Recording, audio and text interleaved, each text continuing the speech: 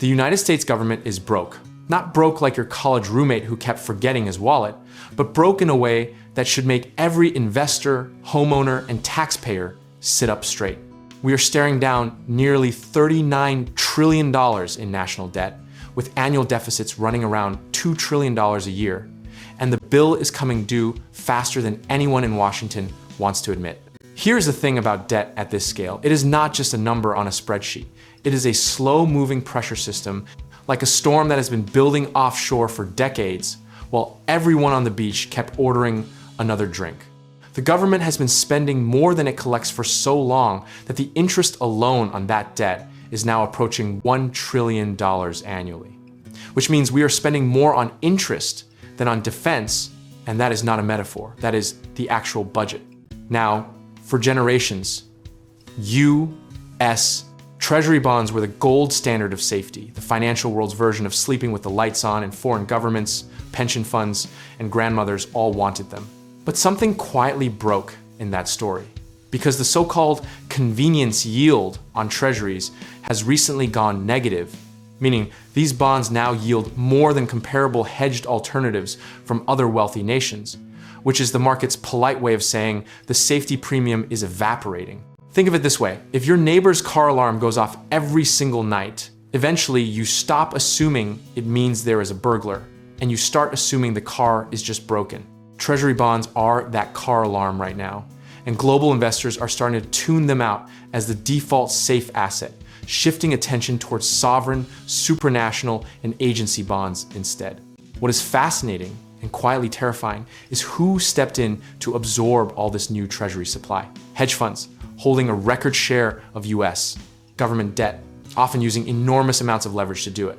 These are not buy and hold grandmothers we are talking about. These are fast-moving, profit-driven operations that can exit positions as quickly as they enter them, turning what should be the world's most stable market into something with hidden fault lines running underneath it. The Treasury has also been leaning heavily on short-term debt to manage cash flow, which sounds like a practical solution until you realize it creates a relentless rollover treadmill where trillions must be refinanced constantly, often at whatever the current elevated rate happens to be. It is the financial equivalent of paying your mortgage on a credit card that resets every few months manageable until it suddenly, spectacularly, is not. Let us not pretend this happened overnight, because the history of US deficits reads like a slow-motion sequel nobody asked for, from the post-Cold War surplus of the late 1990s to the spending explosions of 2001, 2008, and then 2020, each crisis adding another layer to the debt stack. Every generation looks at the number, declares it unsustainable, and then watches the next generation inherit an even bigger number, which is either inspiring or deeply depressing, depending on your morning coffee situation. The IMF, not exactly a group known for dramatic flair, has now issued warnings that fiscal adjustment on both the revenue and spending sides is increasingly urgent, with US debt to GDP already elevated, and entitlement spending projected to push it significantly higher without meaningful policy changes. When the IMF raises its hand in a room full of economists and says, "We are concerned," that is the international equivalent of a smoke detector going off inside a fireworks factory. Here's a misconception worth clearing up directly. Rising treasury yields do not automatically mean the US is about to default or collapse. What they signal is a repricing of risk, a market recalibrating how much it should be compensated for holding this particular asset. Higher yields are painful for the government's interest bill, but they are also a functioning signal. And functioning signals, however uncomfortable, are far better than the alternative of a market that has stopped paying attention entirely. What history actually teaches us about navigating environments like this one is that diversification is not a consolation prize. It is the whole strategy. Investors who survived the interest rate volatility of the 1980s, the sovereign debt scares of the 2000s, and the pandemic-era market chaos did so not because they predicted every twist, but because they held diversified positions, managed their exposure sizes carefully, and did not let conviction replace process. If you are building wealth in this environment, The discipline is everything, not the headline you read this morning, not the pundit who told you to go all in or all out, but the boring, consistent, unemotional process of sizing positions rationally and reviewing your exposure across rate-sensitive assets. Patience is not passive. It is the active choice to not blow yourself up while waiting for clarity to arrive.